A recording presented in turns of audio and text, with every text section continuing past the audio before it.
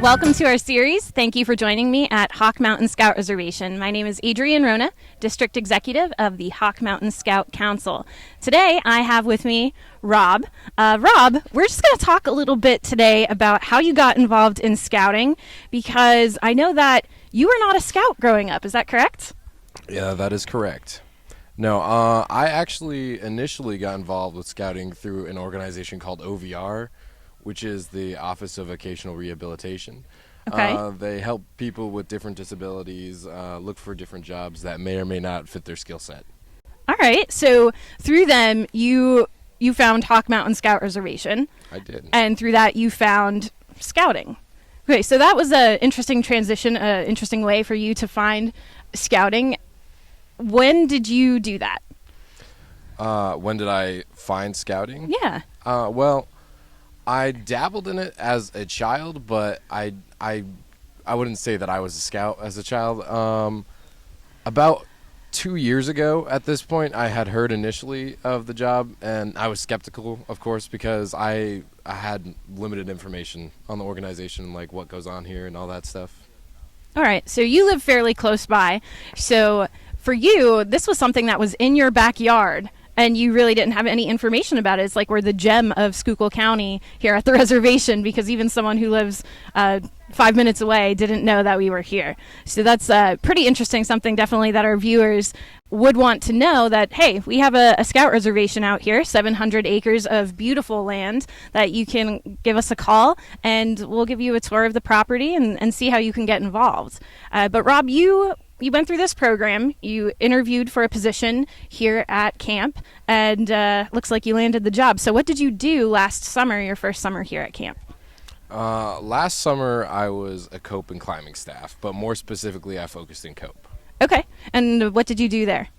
With C.O.P.E, I really just worked with a lot of groups of young boys and young scouts, helped to just achieve like the C.O.P.E values and stuff like that, and like, I don't know, I think for me the best part of it wasn't really going through the scheduled things, like the things that I was hired to do. I think mainly the important thing to me, or like the most meaningful thing to me, was getting to see the scouts grow and really just become young men.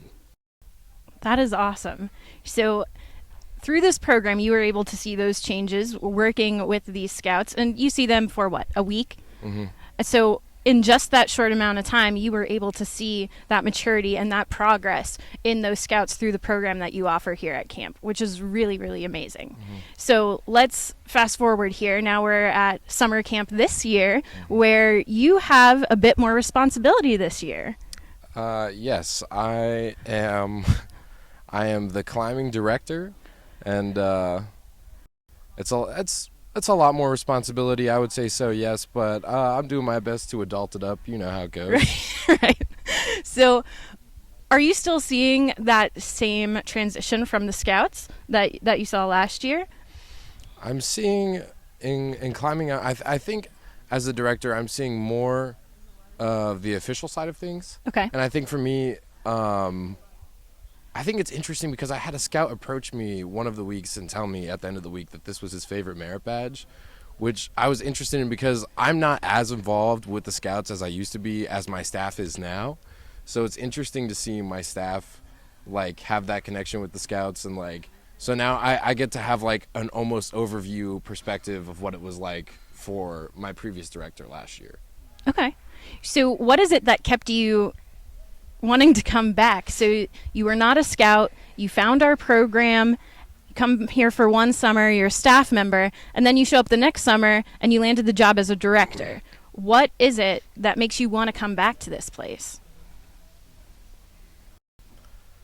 More than anything, more than any other job I've ever had, and believe me, I've had my fair share of jobs, it's the people and the drive and the determination that they show to just make the program better for the scouts. And it's not even for a particular reason. I love the people in scouting. I think the organization is aside from the people, because I think the people are what really drives this movement forward. So do you see that with yourself now that you've kind of immersed yourself in the program? You see yourself being one of those people who's driving the movement forward?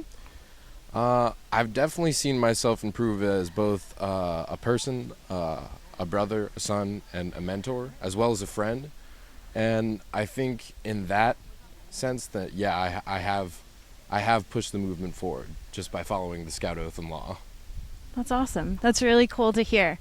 So I think what I take away from you is that it's never too late to get involved in the scouting program. Maybe you weren't a scout growing up, and that's okay. You can still have an impact on the youth members of the organization, and in turn, you allow them to impact you and make you a better person. And I think that is just awesome. That is just awesome. Yeah. So I want to thank you, Rob, for taking just a few minutes to chat with me here today, and I'll obviously let you get back to doing your job. It looks like they're climbing behind us, and they may need your directorship. They're climbing? Oh, no. No, they look like they're having a lot of fun behind us on the tower, and I definitely want to let you get back to that. But thank you so much for taking just a few minutes to talk with us and share your story about the people in scouting and how it's impacted you and continues to impact the Scouts. Okay, thank you. Thank you. Thanks. Check in again next week for another edition on our Hawk Mountain Scout Council Prepared for Life series. For more information, visit our website, hmc-bsa.org, or call us at 610-926-3406. You can also find us on the People Chronicles YouTube channel.